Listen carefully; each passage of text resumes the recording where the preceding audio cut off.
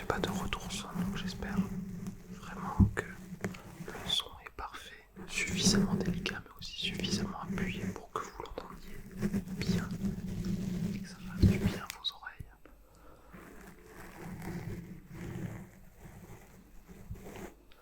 Voilà, donc le décor encore est un petit peu changé par rapport à d'habitude, puisque je suis toujours en Normandie, dans la maison de Jean Conan. Je voulais tourner exactement au même endroit que la dernière vidéo, sauf qu'on a une petite péripétie qui nous empêche actuellement de tourner à cet endroit-là. Navré.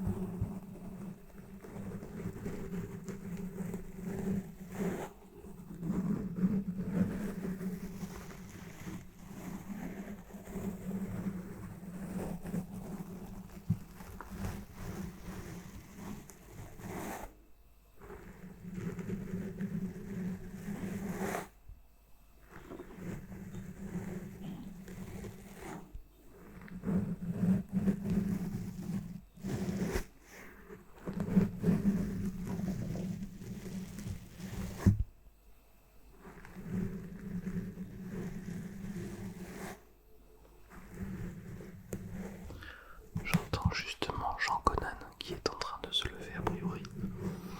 J'espère que vous n'entendrez pas trop de sons parasites, dirons-nous. Parce que je peux vous dire qu'il fait pas mal de bruit.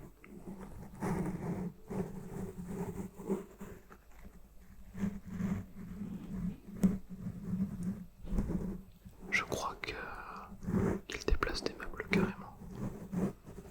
Mais je comprends pas, il est 10 h du matin donc.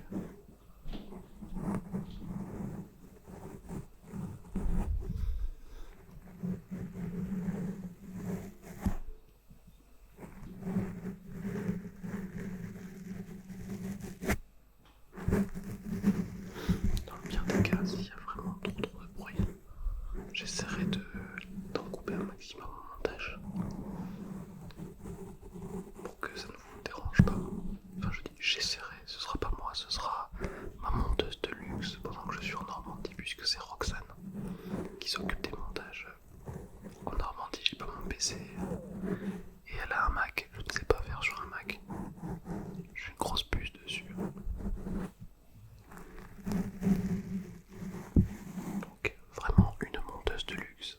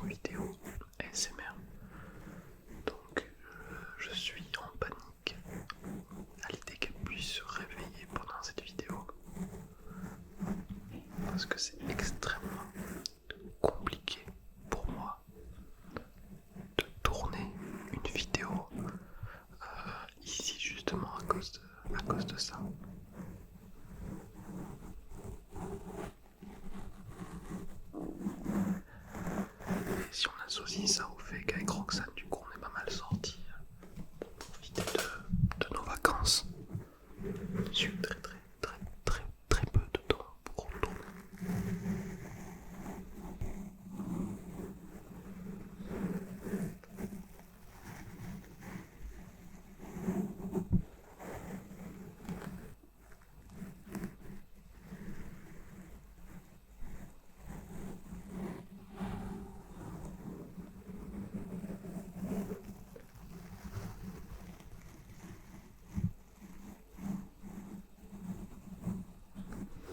Je sais pas ce qu'elle est en train de faire de Jean Conan, mais vraisemblablement il semble être en train de terraformer complètement sa maison au vu des bruits que j'entends. Il s'est levé avec une envie impossible à satisfaire qui est de détruire à mon avis chacun des murs de sa maison au vu du bruit qu'il fait.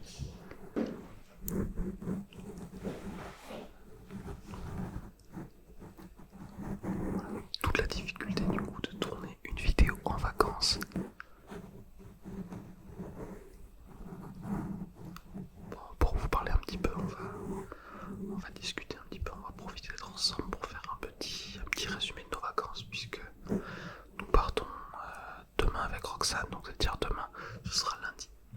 Lundi nous partons de Normandie. Je vais vous faire un petit résumé de tout ce qu'on a fait. On a fait pas mal de trucs plutôt sympas je trouve.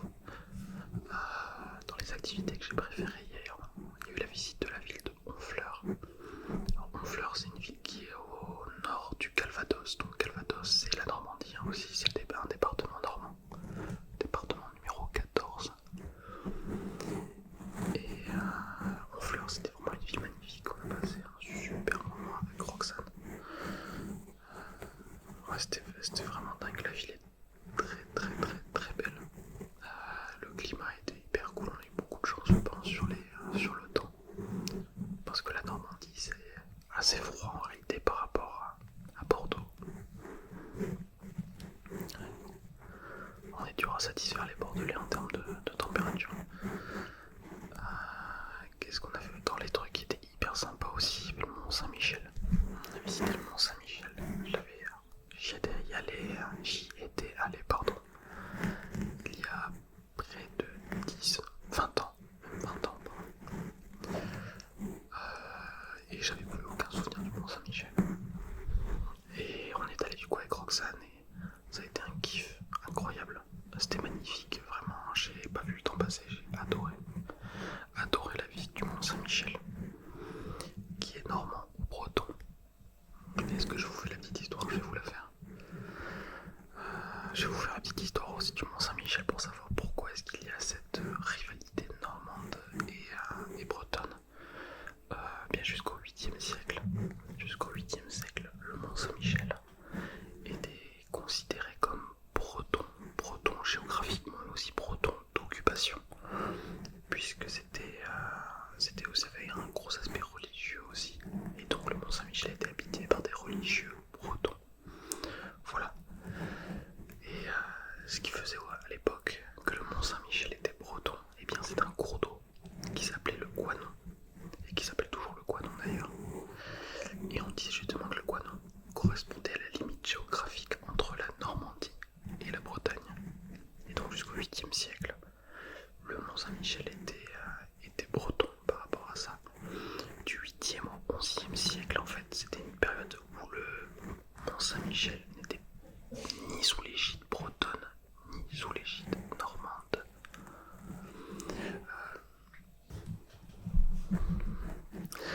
Donc sous l'égide des bénédictins, en fait le Mont Saint-Michel a été progressivement dépeuplé, voilà, des religieux bretons qui étaient justement pas nécessairement pro-bretons, pour être habités par des bénédictins, et ça jusqu'au 11e siècle. Et à compter du 11e siècle, il s'est passé quelque chose justement, c'est que les Normands ont revendiqué le Mont Saint-Michel. Et en effet, puisque le Mont Saint-Michel se trouvait du bon côté du Couesnon, et donc leur appartenait géographiquement, alors l'histoire veut que le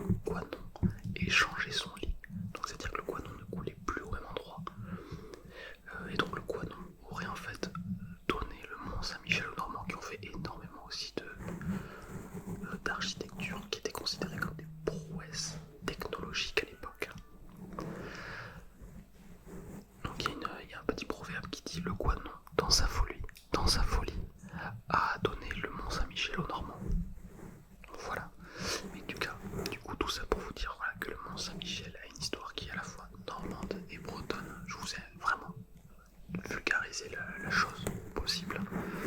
Il y a certainement des petits détails que j'ai complètement omis. Mais j'ai voulu vraiment vous vulgariser assez rapidement.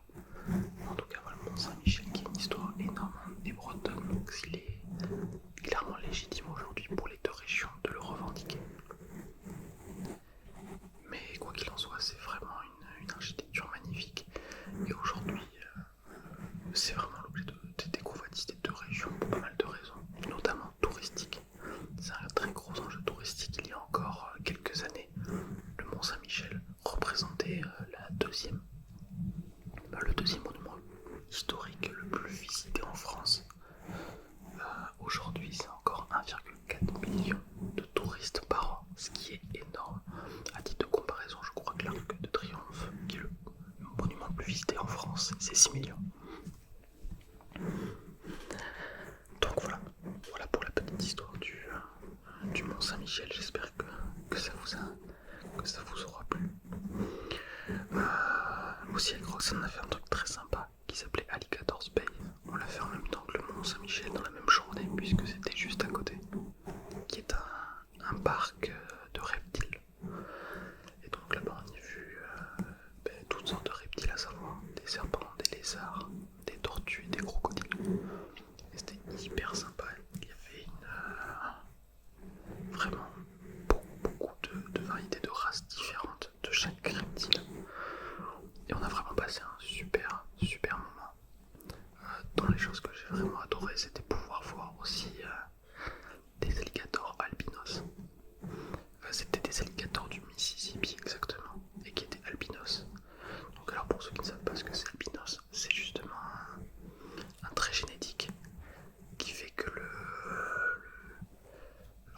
l'alligator en question, mais ça peut être aussi dans d'autres espèces animales, voire humaines. Donc là, l'alligator en question avait des pigments de peau qui étaient blancs au lieu d'avoir la couleur traditionnelle d'un alligator. Et il n'y en a que 40, c'est une estimation qui dit qu'il n'y en aurait que 40 dans le monde des alligators albinos. Des alligators du Mississippi albinos, c'est bien d'être précis. Pour plusieurs raisons. Étant donné qu'ils sont blancs, ils sont beaucoup plus voyants, et donc c'est une cible pour ces prédateurs. Et à côté de ça, le blanc ne lui permet pas de capter efficacement la chaleur. Les crocodiles sont des animaux à sang froid, et du coup il a énormément de mal à réguler sa température corporelle. Donc pouvoir en voir justement, c'était incroyable, il y en avait deux, ils étaient magnifiques. Voilà, ça fait vraiment partie des temps forts, je trouve, de notre voyage,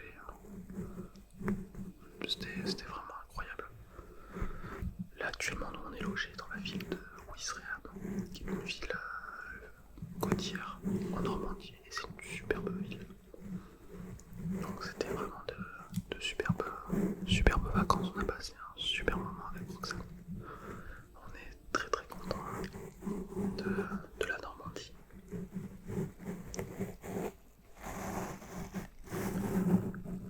D'ailleurs je vais ramener quelques souvenirs de Normandie, notamment quelques calvados, des beurrées aussi normandes. J'en profite aussi peut-être pour prendre un petit peu de caramel. J'ai goûté aussi les crêpes normandes, qui sont un petit peu différentes des crêpes bretonnes pour le coup. Mais la base est la même, on reste sur une base à base de blé noir. Donc c'est des galettes de sarrasin quoi qu'il en soit. Mais de mémoire, la galette normande en fait, il y a un petit peu de calvados justement dans la pâte. Voilà, j'ai mis avec Roxane, on a mis pas mal de stories, de photos sur Instagram. Donc je vous invite à nous suivre. Le Insta de Roxane, je le connais pas exactement, mais je pense qu'il sera beaucoup plus simple à trouver que le mien. On tape Roxane ASMR.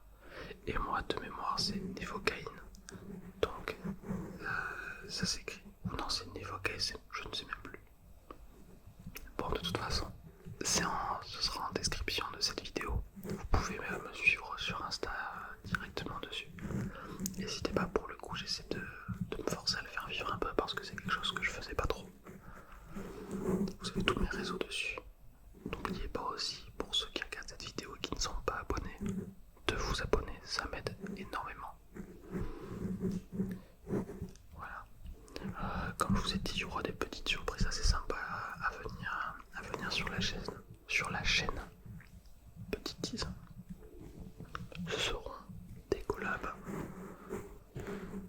Ça va peut-être pas vous surprendre avec qui je vais les faire, mais bon, tant pis.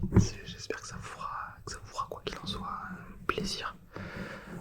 Je vais vous souhaiter une bonne nuit. Je vais vous faire de gros bisous. Et je vous dis à bientôt. J'espère que cette vidéo vous aura plu.